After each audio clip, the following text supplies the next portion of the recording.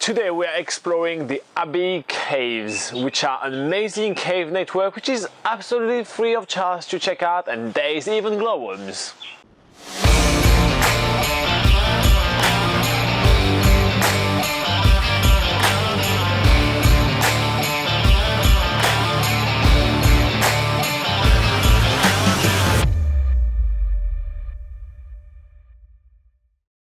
So we've just arrived at Abbey Caves, but we're going to have some lunch first before exploring the caves. What are we having for lunch? Well, what have you made for us, Robin? Well, sandwiches with cheese, capsicums, eggs.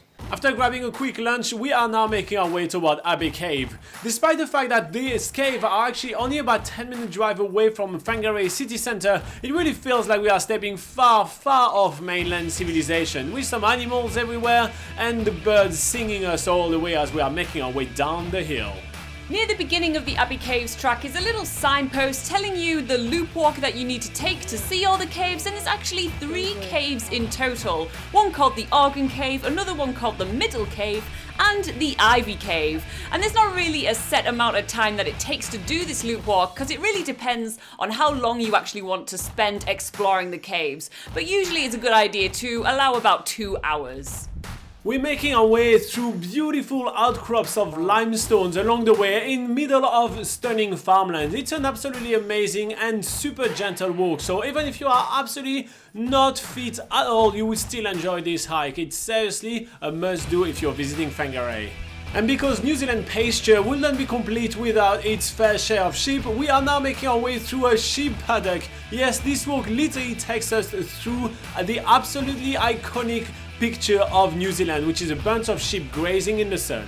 The Whangarei area is really well known for all its gecko and all its wildlife. If you guys remember, yesterday we went to Kiwi North and checked out a ton of geckos, so you guys may want to check out this video too, which is up in the card above. After about 10 to 15 minutes walking on the track, we finally reached the first cave, which is the Organ Cave. And this is a really cool little cave with a shallow stream right at the bottom. You do have to take your shoes off if you want to explore a little bit deeper into the cave. Otherwise, there's a few stepping stones which you can make your way across.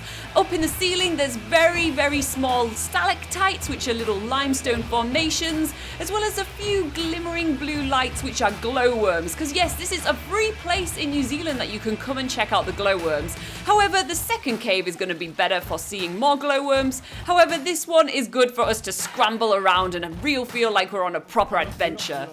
To be quite honest, we didn't come well prepared enough to those caves. We only have one headlight and our phone to go by, and I would definitely recommend that you pack a few more lights if you want to trek all around the caves. This cave is really cool. You can see some stalactites creating just right here. There's a ton of little small feature that makes it absolutely amazing. Look at this one right here. It's a small stalactite. Although the features around the caves are rather small, they are absolutely stunning. I really love the amount of tiny details that is on every single one of those little rock formations. As we are making our way through the caves, we get to see more and more, but we heard that there is more than just one cave.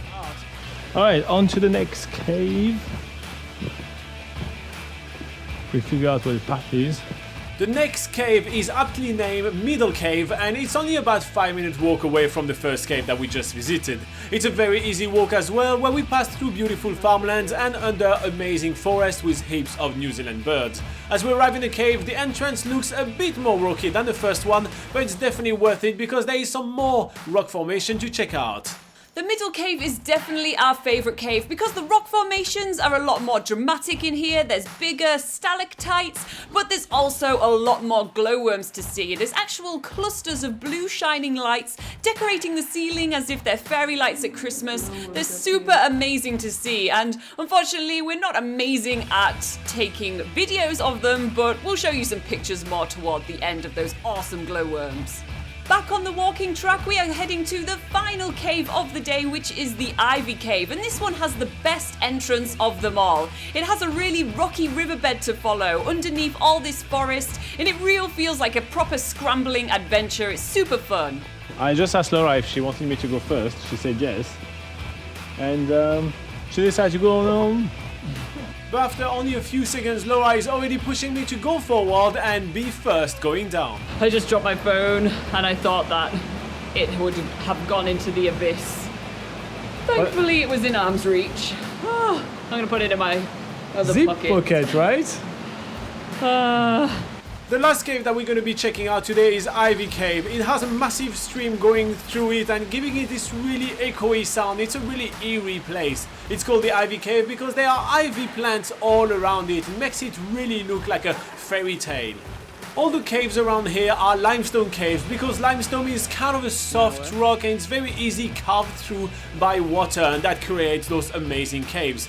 But we are now making our way back outside of the Ivy Cave and making our way back toward the trail. However, this is not the easiest track. I have to be honest, we decided to take the kind of adventure path, which is a little bit on the side from the main path, and it is quite well adventurous. It's really fun though and really feels like we are living the dream in the Lord of the Rings land. It feels like we have orcs chasing us and we are making our way through mossy rocks. I genuinely love it.